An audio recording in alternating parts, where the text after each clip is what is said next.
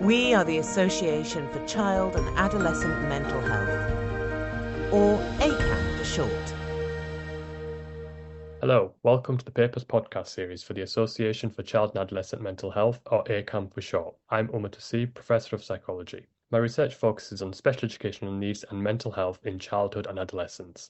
All listeners to this, and indeed any of ACAM's podcasts, are eligible for a free CPD certificate. Do please visit acamlearn.org for details of this, together with information on how you can access hundreds of hours of free talks, lectures, interviews, all of which you can also get free CPD certificates for. The web address is acamlearn.org. That's acamhlearn.org. Today I'll be speaking to Professor Charles Hulme, Emeritus Professor at the University of Oxford and Professor at Oxford Brookes University, one of the co-authors of the paper Oral Language Intervention in Late Primary School Years is Effective, Evidence from a Randomised Control Trial published in the JCPP. Charles, thank you so much for joining me. It's a pleasure. Very nice to talk to you.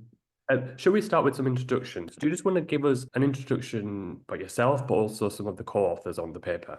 Yeah, sure. My name's Charles. My main interests now in the last stages of my career are in interventions, particularly interventions to improve children's language and reading skills. But I've been more broadly studying the nature and causes and treatments of children's learning difficulties for the last 40 odd years, I suppose. My two co-authors, Rosanna Esposito is associate professor in the Institute of Education at UCL in London and is my PhD student at the University of Oxford.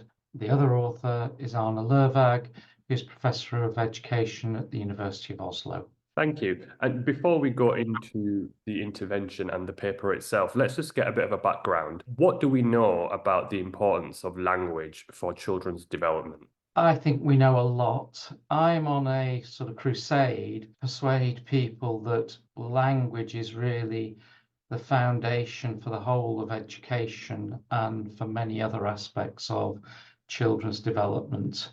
We know that children with language difficulties are at high risk of social problems. They're at high risk of reading and other forms of educational problems. Longer term, they will have reduced life chances and lower expectations of employment in adulthood. I think you could make a case that it's plausible that language is a causal risk factor for the development of many other downstream adverse effects, including social difficulties, mental health difficulties, poor educational outcomes, and poor adult outcomes in terms of well-being and employment prospects. And is there an intersection with socioeconomic status?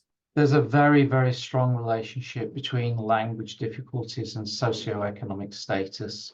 In some unpublished data we've got from our language screen app, we've shown very strong relationship between levels of deprivation within a school measured by the proportion of children in receipt of preschool meals and standardized scores on our language assessment. The difference between the most advantaged schools and the least advantaged schools is somewhere around 11 standard score points. So that's over 2/3 of a standard deviation. So the differences between children in schools with high levels of deprivation and children in schools with low levels of deprivation are startlingly large, actually. And when you say language and the conversation that we're going to have, should we talk a bit about what you mean by language? So structural language or receptive expressive, what are we going to be talking about? And the evidence that you've talked about so far, which aspects of language is it about, or is it about broadly language?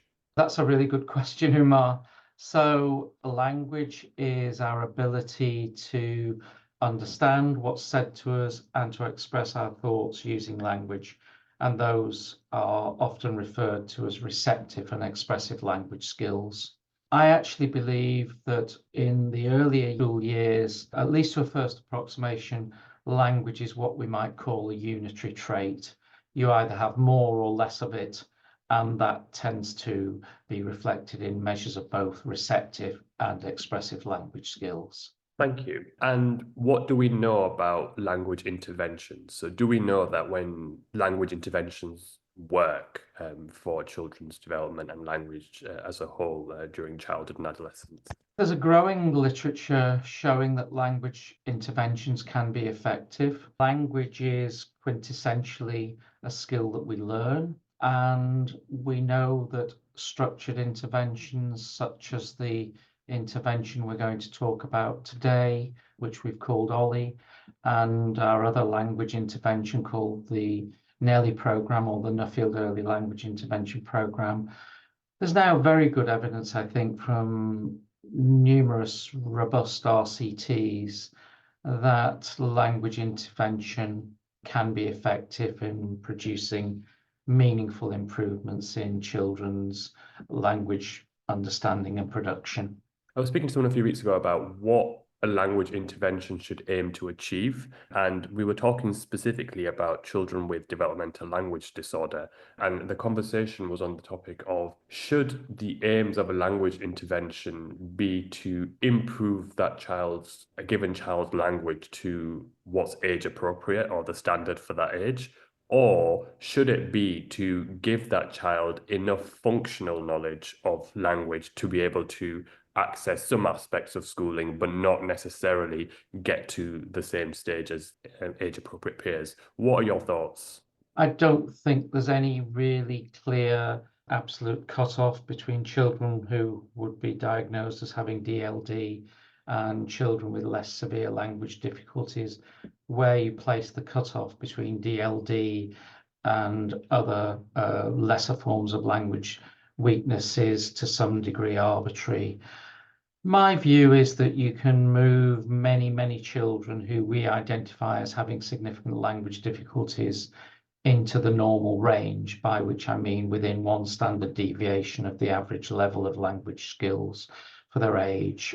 I think that sort of help, however, probably needs to be thought of as something that would ideally be provided on an ongoing basis over a fairly long developmental period. Ideally, I would say starting in preschool and going through a number of years in primary school, but with such fairly consistent help, which can be actually delivered at quite low cost, we can make very meaningful improvements in children's language skills. Okay, and so you've talked about how language interventions can help to improve language skills, and that's useful in itself. But I suppose the other rationale for trying to improve children's language would be to improve their development in other aspects, so educational, cognitive, and social development. Do we know that language interventions improve outcomes or development in other areas other than language itself? Yes, they do.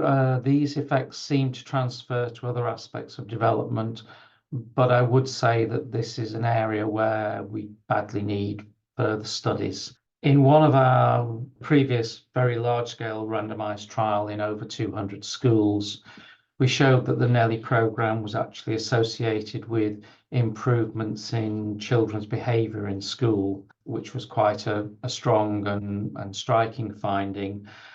A number of studies have also shown now that language interventions can transfer to improve decoding in reading and also to improve reading comprehension. Excellent. And what is the evidence gap that you're trying to address in the paper that we're going to talk about? So to me, it seems like the evidence for language interventions helping to improve language is there based on what we've talked about. So what is the evidence gap that you're trying to address? What do we not know? I guess the particular focus of the paper we're going to talk about is delivering language intervention to older children, broadly children between the ages of 8 and 9 years old. The vast majority of the evidence concerning language intervention comes from studies of much younger children, typically kids between, say, 4 and 6 years. And I guess we wanted to demonstrate that interventions delivered in the later primary school years can still be effective. And in this study, we showed quite clearly that they could be. Yeah, I was going to say, I think that if I was to hypothesize before I read the paper whether a language intervention would work later in primary school, I would say if it does, it would be the effect sizes would be much smaller than they would be in earlier primary school and early life, and we can talk about those. And I think part of my rationale for guessing that or predicting that would be if you've got children who have struggled with language for the first parts of primary school, delivering an intervention in the later parts of primary school would require them to catch up and continue to develop language, because I imagine well, I know it's a continuous process. Is that what you would have expected? Did you expect it to be effective but not as effective, or what were you thinking going into it? So I've got a different view of this to you, Umar, I think. Actually, in some of our work, we've found it's quite difficult to get meaningful improvements in language skills in very young children. I'm talking about preschool children. Sometimes we get them, sometimes we don't. And our view is that many of those children who are, say, 3-year-olds with language difficulties also may be highly immature, might have some other cognitive limitations, and delivering the language intervention to some of those children can be quite challenging. The study we're going to talk about grew directly from a previous study we'd done, published in 2010, I think. And in that study, we got effect sizes in the 0.3 to 0.4 range. That's what we got here, and that's basically what I was expecting.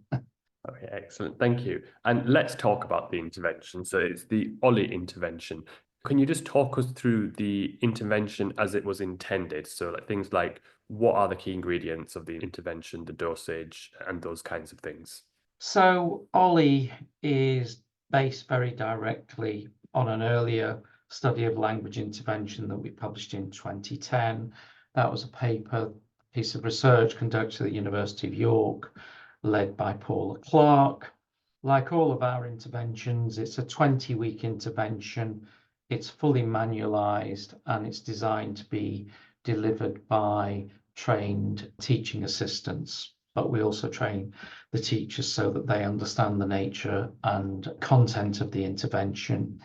It's designed for children who are, if you like, at the bottom of the distribution of language skills. So we screen all the children in each classroom, and in this study we selected the 6 children in each classroom with the weakest oral language skills. We do that screening with a tool we've developed called Language Screen, which is an automated app that can be used by any adult really to assess a child's language skills in roughly 10 minutes. It's automated. It gives a highly reliable and valid assessment of a child's language skills. And then the OLLI program consists of small group and individual sessions over 20 weeks.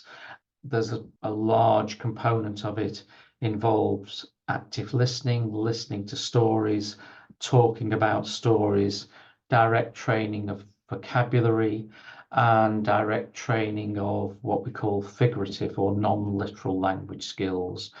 We teach the kids jokes, and we also teach them the similes and metaphors. So, teaching a child, what does it mean if we say it's raining cats and dogs? You could have a long and quite interesting discussion with children about why on earth that's an expression we use in British English. There's a big emphasis also on getting children to produce their own narratives and giving them structured, what we call scaffolded support in speaking. And I suppose it seems quite reasonable and straightforward, but if you just tell us what your theory of change was. So it's a language intervention, and then what does that lead to, which then leads to the outcome, I think is what I'm saying. I think the theory of change here is very simple. I mean, I always say to people, if you want to teach people to play tennis, get them on a tennis court and teach them tennis. If you want to teach children language, well, directly teach them language. You directly teach the meanings of words. You directly give children stories to listen to. You discuss the stories with them. Importantly, I think there's quite good evidence. Some of this comes from Mary Ellen McDonald in the US, that language production is particularly important as a means of learning language.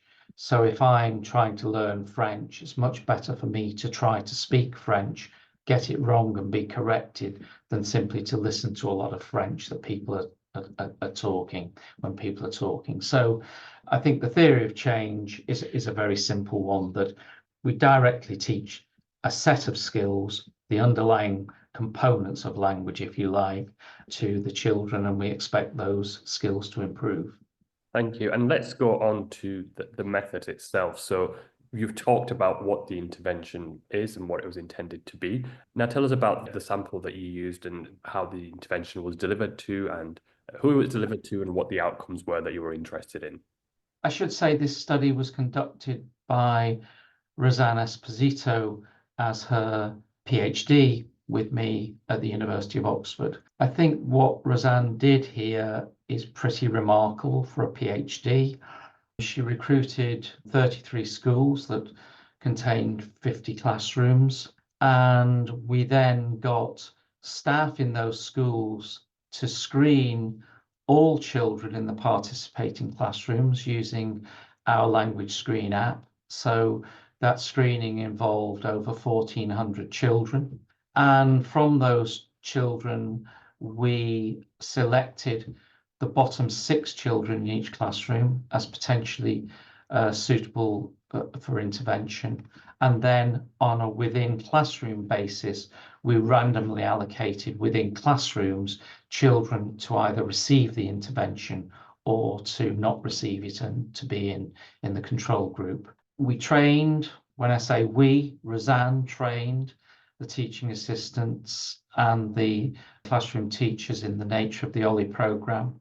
And the teaching assistants then delivered the intervention over roughly a 20-week period. We didn't get perfect delivery. There were a whole set of challenges to this associated with COVID. I should say that actually we started this study first and then abandoned it because of COVID, and then had to re-recruit schools and start all over again a second time. But even the second time, there were still some hangover effects of the COVID pandemic, which made it quite difficult. But that's the design: recruit a lot of schools, screen all the children, and then train schools staff to deliver this program over a 20-week period. I have a question about your randomization. Why randomize in the way that you did? So every time I'm trying to propose an intervention or an evaluation of an intervention, I always avoid randomization at that level just because of potential contamination effects. I always say, let's randomize at the school level, because then you can avoid, to some extent, or to a lot of extent, the contamination. Whereas if you've got kids in the same classroom, 3 who are receiving the intervention and 3 who are not, which is, I think, what you've described, yeah, real risk of contamination. So that's a great stats question. The first reply is that if you randomize at a class or school level, you have a major reduction in power. And as you know, that reduction is proportional to the degree of the within cluster similarity between children. What you say about contamination is a worry. So I would say the effect sizes you get from a within class randomization design like this are, if anything, an underestimate of the true effects. But actually, I don't really believe in this stuff about contamination, or at least I believe it's possible. But if all we needed to do was to say to people, oh, there's something over here and it might help, we don't actually believe people have the time to do the intervention. You know, the intervention takes a lot of work. And the fact that kids are in the same classroom as kids who are getting the intervention, you know, it's very, very unlikely that they will receive anything approaching the intervention. And of course, we did emphasize to the participating schools, you should only be giving the intervention to the designated children, because this is a research study. So I would say we've got very good estimates of the effect sizes here that might be a tad conservative. And in terms of the outcomes, what was your primary outcome? And then you had a number of secondary outcomes. What were they? Yes, so our primary outcome was improvements on language ability measured by our language screen app. The other important outcome of the study was a measure of children's written expression, their ability to write a passage based on a prompt that they were given. And what did you find? We found substantial improvements in children's language ability with a D of about 0.38. And also, we were very pleased that we found equivalent or slightly larger improvements in a measure of children's written expression with a D of 0.42. And how does that translate in terms of, I don't know, maybe months of progress, I think is what's used in education evaluation circles. But I suppose in your paper, you talk about educationally meaningful. So do you want to tell us a bit about that? Another crusade I'm on is to try to move people away from using months of progress, because this is a deeply flawed measure, but people use it. If you wanted to translate these effects into months of progress, they'd probably be in the range of 4 to 6 months additional progress, I would say. So no, not 6, probably 3 to 5 additional months progress, I would say. In terms of interpreting effect sizes, I'm very influenced by a paper by Matthew Kraft, which reports a meta-analysis of over 1,000 educational interventions. And in that paper, Kraft shows that most of these interventions have, by conventional standards, tiny effect sizes of less than 0.1, and many have effect sizes of less than 0.2. Probably most have effect sizes of less than 0.2. In our paper, we have effect sizes around 0.4. They're really very strong. Effect sizes of that sort, moving children's skills by 0.4 of a standard deviation. If those effects persist, even not completely persist, but if we can produce effects of that sort of size that have any degree of persistence, they're going to make really educationally meaningful improvements in children's skills, I would say. And did you look at different groups, or was there not enough power to do that? So did you look at certain disadvantaged groups that you might expect to benefit more from such an intervention? We didn't. Our focus here was very much on what we call the average treatment effect. In some of our earlier work, we found slightly stronger effects for children from English as an additional language background. That tends to be more in younger kids. These kids have been in school, in our case, they're in year 3, year 4.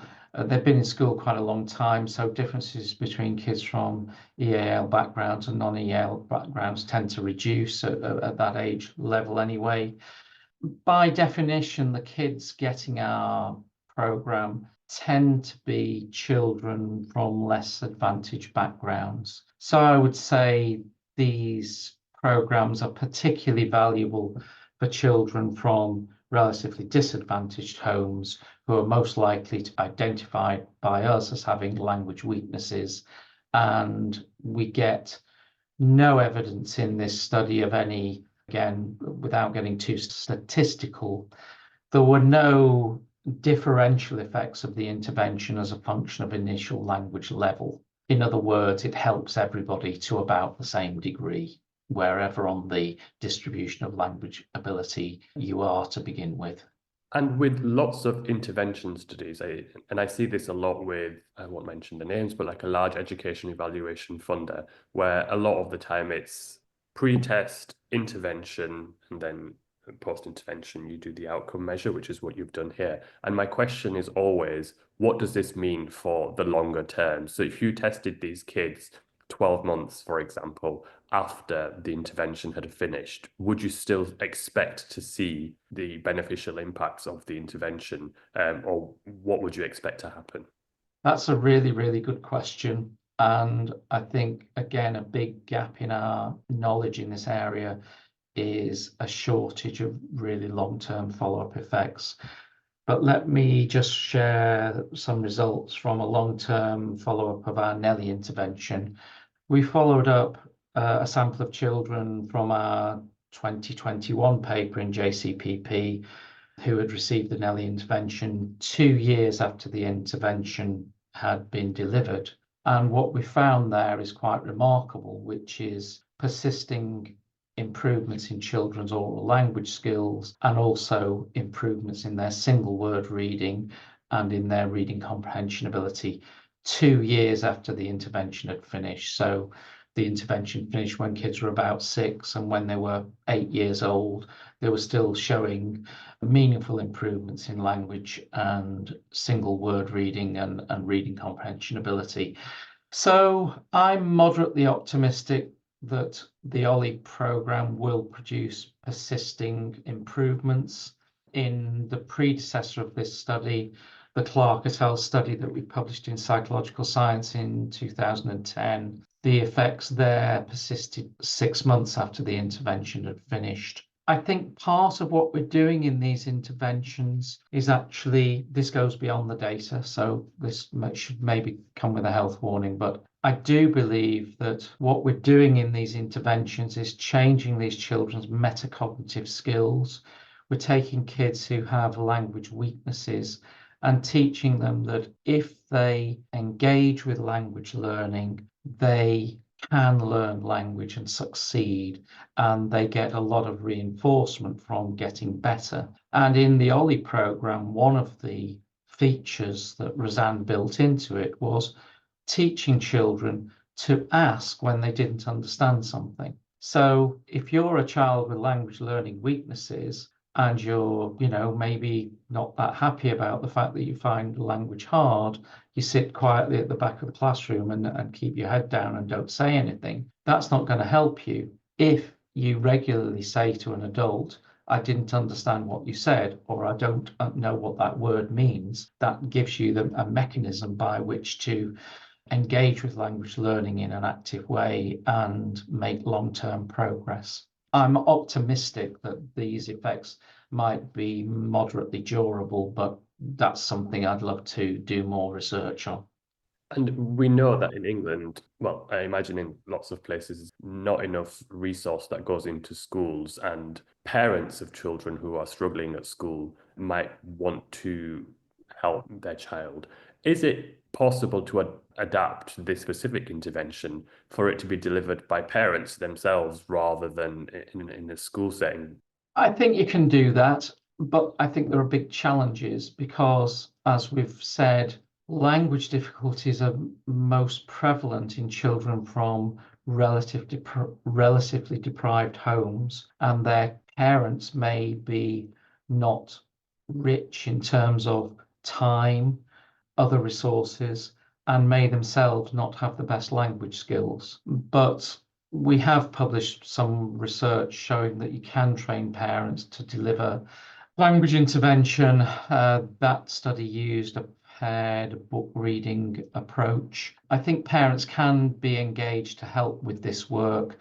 And one of the things we're currently working on is trying to create very positive links between language interventions that are delivered in school and providing parents with information about what's happening in the classroom and providing them with exercises, games that they can play with kids to reinforce the language work that's happening in school. So I think parents can be involved, but I really would make a plea for thinking seriously about making oral language work a part of the national curriculum. All schools ought to be doing work on oral language. Oral language is the foundation for education, and it happens best, I think, in school rather than leaving it to the parents to deal with. And that brings me to my next question. So you might just want to expand on that if you want, is what are the implications of this piece of work and your work more broadly for people who work in education? I think the implications here are massive. For many, many years, I don't think people in education have recognized the critical role that oral language skills have for pretty well everything that happens in formal education. Education mostly involves the people being taught, listening to what's being said to them, understanding it, and then re-expressing that knowledge in assessments, which are usually measures of verbal comprehension of material that you've learned. So language is fundamental in all of these respects. Language is more broadly also fundamental social development. Children with language difficulties often have a whole range of social problems, difficulties with friendships, difficulty with relationships with their teachers. So I would see a very strong case. Nobody doubts that when children go to school, they should be taught to read. In fact, you could say that in Britain, we have an obsession with schools teaching kids to read. Now, I think that's quite a good obsession to have. Everybody should be taught to read, and we should ensure that everybody has adequate reading skills to support the rest of their education. What I would say on top of that is we should have an equivalent obsession with teaching all children oral language in the context of school, because actually oral language is the foundation for the whole of literacy development. Reading in the sense of decoding, reading in the sense of comprehension, and literacy in the sense of being able to write. So I would say language needs to be incorporated into the school curriculum, and our study shows one way of doing that.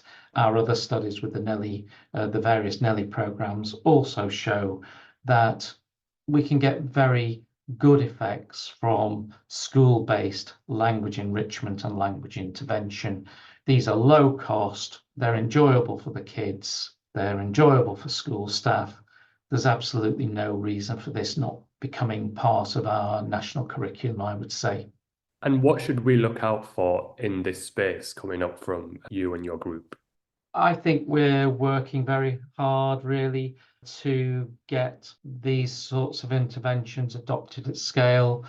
We've been very fortunate that we've had funding for the last 5 years from England's Department for Education to roll out the NELLI programme in roughly 2/3 of all English schools. That rollout has been effective. We've got very clear evidence that schools that have received the NELLI programme have produced improvements in those children's language skills. What we really want to do is to persuade the government to provide funding for the teaching assistant time that's needed to deliver these programmes and really get them embedded in the school curriculum. Finally, what's your take-home message for our listeners? Language is everything. Language is the heart of education, and language is a very significant aspect of child development that needs to be nurtured and facilitated. Thank you, Charles, and thank you for the very insightful conversation and discussion. I've learned a lot. Thank you. A great pleasure. Nice to talk to you, Umar. For more details, please visit the ACAM website, www.acam.org, and Twitter @ACAM. ACAM is spelled ACAMH. And don't forget to follow us on your preferred streaming platform. Let us know if you enjoyed the podcast with a rating or review, and do share with your friends and colleagues.